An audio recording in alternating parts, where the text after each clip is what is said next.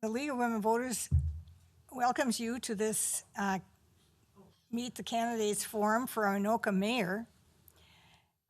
Thanks to Barbara Deeds Baldwin, who is here. We're doing all of our candidate forums this year without an audience, a live audience, to lessen the COVID-19 spread. You can go to lwvabcmn.org to submit questions for upcoming forums for the general election. We'd like to have your input. I'm Jerry Nelson, co-chair of voter service for the Anoka, Blaine, Coon Rapids League of Women Voters. As a sponsor of this forum. I live in Champlin and Hennepin County, so I can't vote for the Anoka mayor.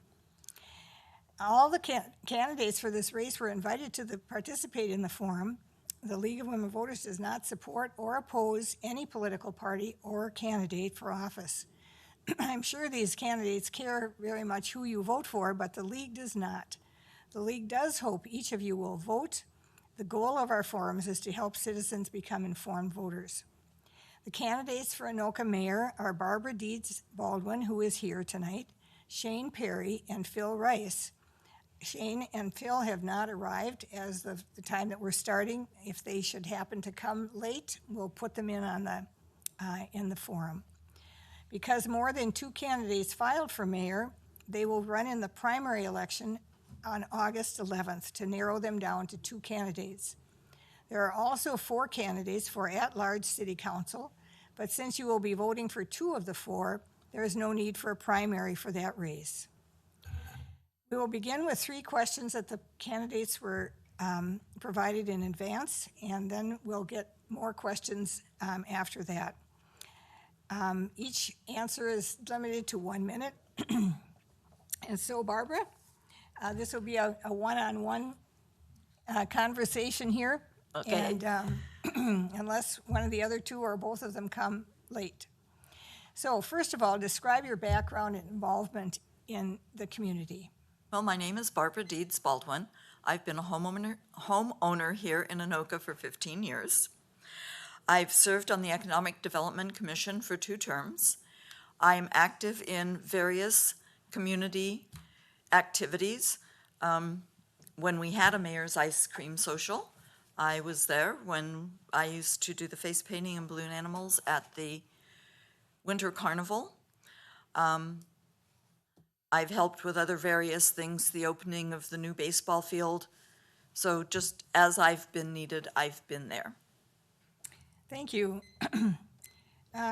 What are your qualifications for serving as Anoka mayor, and why are you seeking this office? I'm an accountant by profession and also a college professor. So I'm used to analyzing situations and participating in decision-making. I believe that Anoka needs new people with new ideas on their city council. I think that when people are in leadership for too long, things get stale. Let's get some new people in here, and I would like to be one of them. Thank you. What are your short and long-term goals for the city of Anoka? Oh, this list is long. Off-street parking for Sandberg so people can park on the street. We need a grocery store in downtown Anoka, even if it's not a large one, because we have a lot of senior people who don't have transportation. Speaking of transportation, I keep calling it the Anoka trolley, fashioned after the Osseo trolley, where we provide some sort of transportation to take people from here to there so that they can get to the clinic or the shoe repair shop or the bank. We need industry north of by the North Star station, not residential. We need to re-examine some of our zoning. Right now along the tracks, at least the last time I checked, we were zoned for market rate apartments. Probably not the best. We'd probably be better off with a couple more auto repair shops. We need to amend the city charter so that we have term limits so that the people who serve on the council and as mayor are limited in the number of times that they can run and serve. Thank you very much. Thank you. What are your plans for making our community attractive to retail business that may consider opening a business here? Well, we have a very nice downtown. I think some of our occasional shops discourage other businesses from coming in. This was one of the discussions that we had when I was on the Economic Development Commission, because people think that our town is only open one weekend a month. So I would like to have businesses that are open all month, not just a little bit. I think that there are some areas that we could develop where we could bring in more retail. And again, a grocery store. Okay, transportation is always an important issue. What would your transportation priorities? Please consider the Champlin-Anoka Bridge and the problem with backups and the lack of a bridge between Anoka and Elk River. The Champlin-Anoka Bridge. It's needed to be widened for years. I don't know what that would be, what we would be able to do to widen that, because people just commute into Brooklyn Park and areas south to work and then come home. I was stuck in that traffic for a number of years myself. One of the things, again, is this Anoka trolley idea, and that would be to perhaps have a 7-passenger van that would be owned, if not by the city, maybe a nonprofit, where we could pick up folks that don't have transportation and run them from, and I'll just throw this out, like say the Delwood Apartments to the clinic and stop. It would be supported by donations that the people would make, because they're usually on fixed incomes, and perhaps some fundraisers that we could have. So I'm glad to see that we're having construction on Highway 10 to go out to Elk River. I think taking that stoplight out will improve things tremendously. Hey, what are your ideas to increase city revenues? Well, one of the things I talked about on the Economic Development Commission that got shot down very badly is they talked about the fact that we don't know what businesses we have in the city. And I came from a little burg called Anaheim, California, and we had a business license. And so I suggested that perhaps we have a business license, something modest, maybe $25 a year, so that we get a little bit of revenue, but on the other hand, so that we know what businesses we have, because so many people have businesses in their homes.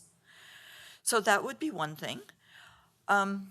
You kind of caught me off guard, because I think that our property taxes here are fairly substantial, and the city gets a portion of that. So I would have to say that would be something I would have to study.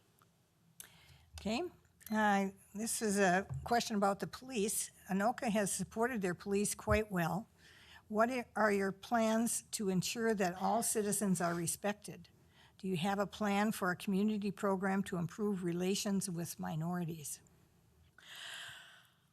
I knew Phil Johansson fairly well, and I've always felt that the Anoka police treated people well, but then I happen to have white skin, so I probably don't know everything that goes on. I think our Coffee with a Cop is a very good program that people can get to know. We've had very good luck with having the police officers at our night out in August. Perhaps something like some barbecues. One of the things that I heard that they did in New Jersey when they eliminated their police department and went to a county police department was, when a new officer comes on the force, the first thing he's assigned to do is the beat that he's going to be on, go out and knock on every door, introduce himself, and get to know the neighbors. And so if we haven't done that, and we're a small enough community, we should be able to, that might be a very good thing to have people do. Okay, how would you use this office to promote public safety and safe interactions to minimize the spread of COVID-19? Oh, I would love to be able to get everybody to wear a mask. I work part-time in a grocery store to support a charity that I founded, and I find that folks don't seem to want to do that. Making sure that our businesses are following the rules for reopening, like we have here on Jackson Street, where we've provided outdoor dining. I think that perhaps providing hand sanitation stations around the city so that folks could be able to clean their hands if they need to. All of those things would be working toward stopping the spread of the virus. Okay. How would you use this office to enable all citizens to feel they are treated equally? I think I would like to have community events. I miss the ice cream social.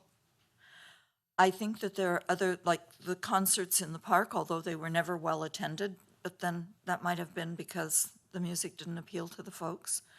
But to have community events so that everybody gets to know each other. We were talking earlier about the fact that the street that I live on, I have a neighbor 3 doors up that I really don't know. And so I think that would be great. The other thing would be neighborhood events. We get together once a year, perhaps for a night out. Maybe we should get together a couple of more times a year so that we would get to know each other. What would you suggest as a possible remedy to the homelessness in our community? I come from Southern California, so I know homelessness very well. I know that Hope for Youth does a very good job. They wanted to make apartments here for their young people. They ended up doing that in Coon Rapids because the city council was not welcoming to that idea. I think that we need to perhaps have some social workers that can help and find out why these folks are homeless, whether it's drug addiction, whether it's lack of education, and try to get services for them that they would be able to. We were talking about when the county commissioners were here, one of the questions had to do with violence against women and shelters. And that's perhaps something that we need to look at. We have Stepping Stone, but they can accommodate 60 people, and they really don't have a place for youth. And so that might be something that we look at, is using some of the buildings that we have for shelters. Okay, do you believe that it is important to bring people who are different from you into decision making? If it's important to you, how would you go about gathering these people?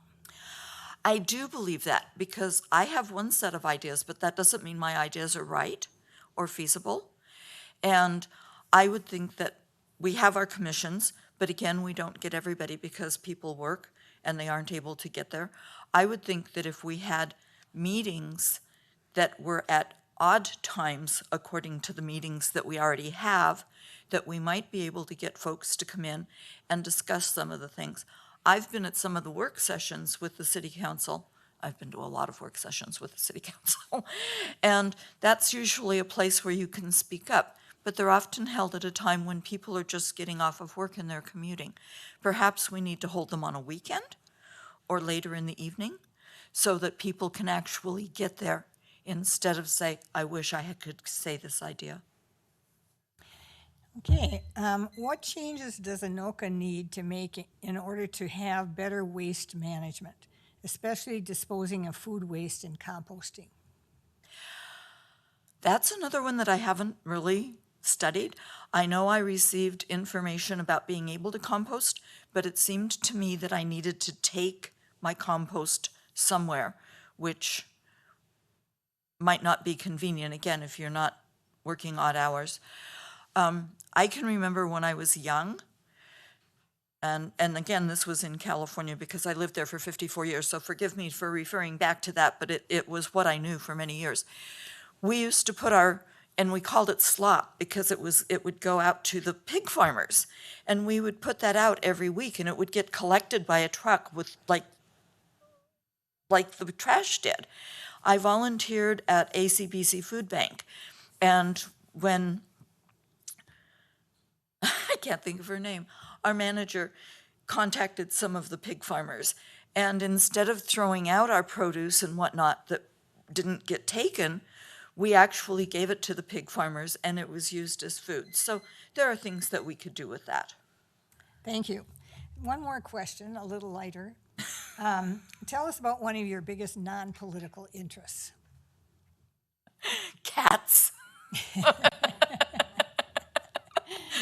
I have done feline rescue for 25 years. And last August, I incorporated Meow Manor, and in September, I got my 501c3, and in October, I got my first 16 kittens. And so I take them I get them their shots, I get them whatever medical they need, I get them spayed and neutered, I get them chipped, and then I try to find them good homes. And it fills up a lot of time. I live by myself, and so it's good for me, it's good for the animals, it's good for the people who adopt them. So that's my big thing when I'm not. I quilt, I knit, I work part-time, but the cats are really the thing that I'm into. Thank you. Okay, you can give us your closing statement. I want to thank the League of Women Voters for inviting me here. I want to thank everybody that's watching this on TV or on their computer. I hope you will vote for me because I really think that Anoka needs new ideas, fresh people to serve on the city council, to serve on some of the commissions, so that we can go places and do things in this city that the people that are there now haven't thought of. Thank you to all who are watching and for your interest in becoming informed voters. And thank you, Barbara Deeds Baldwin, for manning this all alone. And we hope that you will try to find out about Shane Perry and Phil Rice, and so that you'll know about them as well. You will find links to all the Meet the Candidates forums on the LWVABC website as we move through this election season. Early voting is started for the primary election. You can request an absentee ballot or go to your city hall and vote anytime until the primary on August 11th. Make your voice heard in the primary election by voting August 11th. Thank you, and stay healthy and safe.